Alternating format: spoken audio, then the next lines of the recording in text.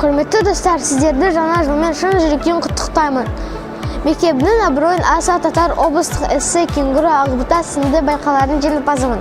Сонымен қатар 30 жылдағы ең үлкен жетістігім республикалық зерттеу жұмыстары және шығармашылық жобалар байқауларының халық кезінде екінші жүлделі орын иегері атандым.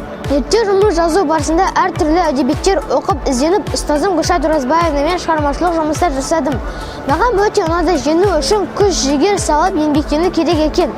Артығының кітапты ерінбей оқып көруге деп Абай атамыз айтқандай, баршамыз білімге талпынып, осындай биік белестерден көріне берейік.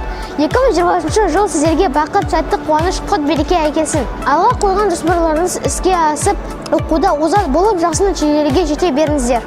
Жаңа жыл аймен күнде, жаңа жыл күнмен түнде.